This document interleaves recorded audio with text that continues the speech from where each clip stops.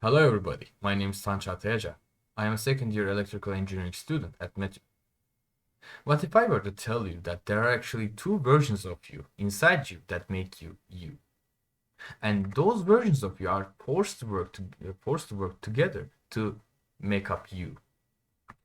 Well, this is an actual statement made by the dual consciousness theory, which is an actual solid theory in neuroscience. And today we are going to talk about this theory. First, we are going to explore the theory itself. Then we are going to talk about an experiment that proves this theory. And then we are going to talk about an alien hand syndrome, which reasons are explained by this theory. So in order to explore consciousness, we first need to get to the source, which is the brain. Now we all know that the brain has two lobes, a left lobe and a right lobe. And those lobes are connected with wires in between them, which are called the corpus callosum.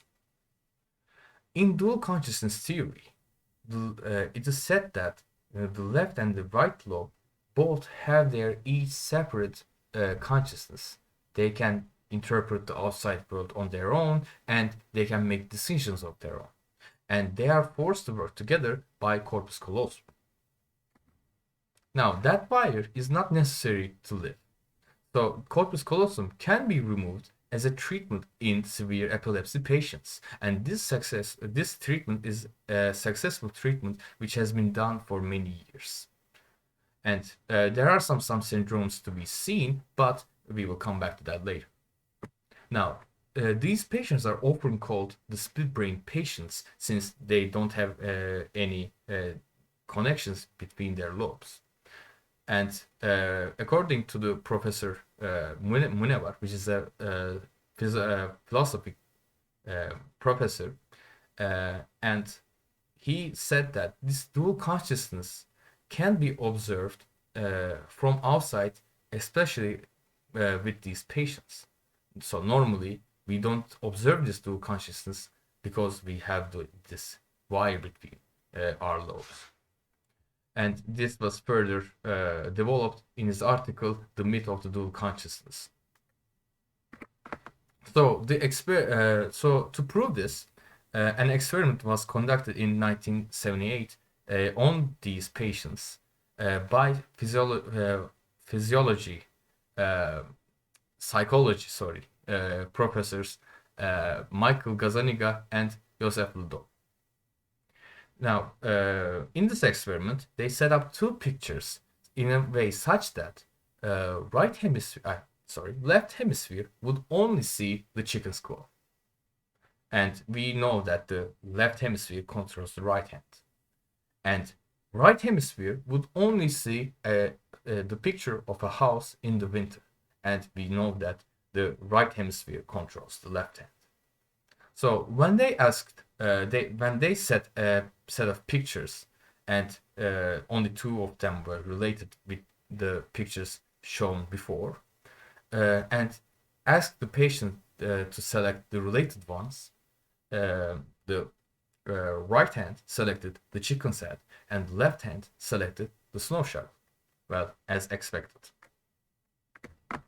So when they asked the patient the reason of their choices, the patient responded as, the chicken claw goes with the chicken head, and you need a snow shovel to clean out the chicken shed. Well, that's a bit odd. It's trivial that the snow shovel is related with the winter. So why would the patient say that? So at the time, the scientists knew that the left hemisphere was responsible of talking, and left hemisphere only saw the chicken's claw. So left hemisphere didn't saw the winter. So there were no information exchanged in those patients from right hemisphere to left.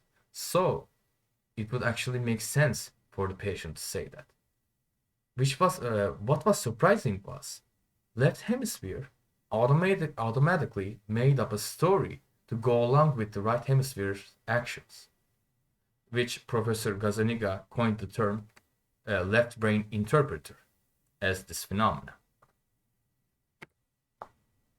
So the alien hand syndrome is a syndrome commonly seen in split brain patients.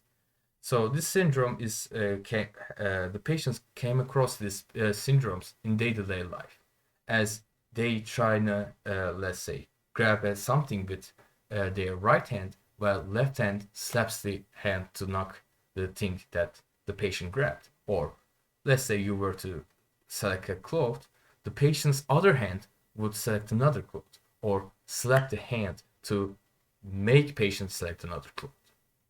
And this is not restricted to the hands. The legs can disagree as one leg tries to move to walk while the other leg tries to stand still. In one patient, the patient's left hand even tried to choke herself. So this can be a severe syndrome. So to conclude, dual consciousness theory in neuroscience has a very solid background, and according to this theory, you have two entities, consciousness, something that decides in your inside you, and those consciousness both have ability to understand outside world and make decisions. Sometimes those decisions disagree, and in normal humans, the corpus callosum make left hemisphere always win. But in split brain patients, this disagreement continues, and the disagreement can be seen in body's actions. So this gives us something to think about. When we talk, which one of our consciousness talk? And since the left hemisphere always wins in us, when how the right hemisphere affects our actions. Thank you for listening to me. Here are my references for those who are interested. Thank you.